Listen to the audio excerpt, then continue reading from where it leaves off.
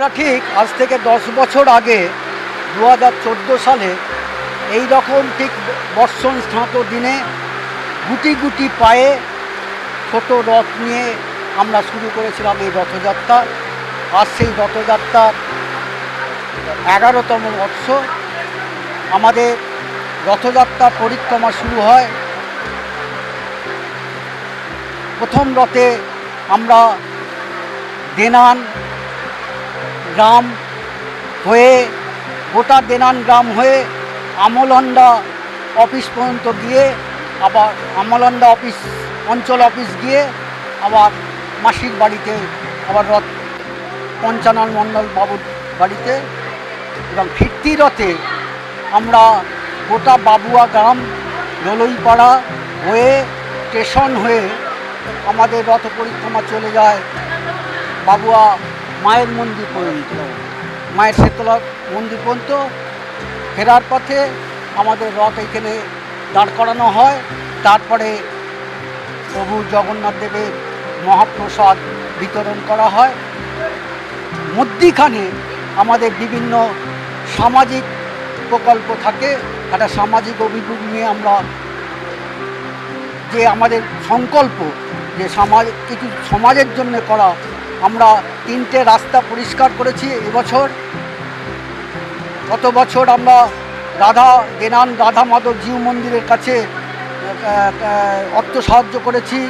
আমাদের যে এখানে শ্মশান আছে তার সংস্কারের জন্য অর্থ সাহায্য করেছি, প্লাস পথবাতি লাগিয়েছি। আমরা 1 বছর বৃক্ষরোপণ করেছি। এবছরে আমাদের আশা আছে রথ শেষ হলে অন্তত 500 বৃক্ষরোপণের আমাদের আশা আছে। লক্ষ্মীকান্ত সিনহা।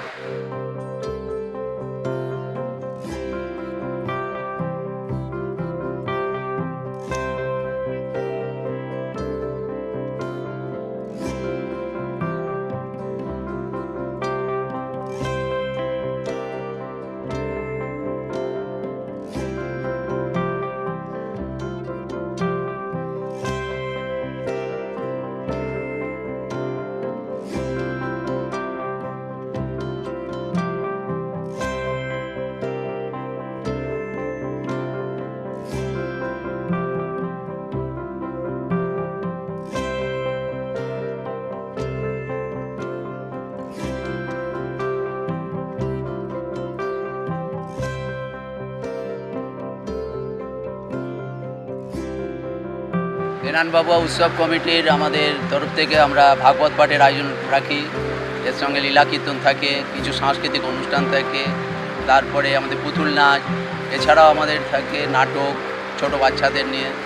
তারপরে আছে শেষের দিকে আমাদের ভোগ বিতরণ, এবং 2 বছর ছাড়া ছাড়া আমরা এলাকার সব মানুষকে নিয়ে আমরা খাওয়ার একটা অন্নভোগের একটা ব্যবস্থা করি। এইভাবে আমরা আমাদের রথকে আজকে 11তম বর্ষে এগিয়ে নিয়ে আসতে পেরেছি সবার সহযোগিতায়। আর এর জন্য আমাদের প্রেরণা আমাদের এলাকার যে রাধা মাধব মন্দির আছে তাদের ওর একটা বিশেষ সহযোগিতা আমাদের থাকে। দূর থেকে তারা আমাদের সহযোগিতা করে, কোলাঘাটের রাধা মাধব মন্দির, তাদেরও প্রেরণাতেও আমরা কিছুটা এগিয়ে যাই। এইভাবে আমরা চলছি। আর আমার নাম সুশান্ত চ্যাটার্জি, আমি উৎসব কমিটির একজন সাধারণ সৈনিক।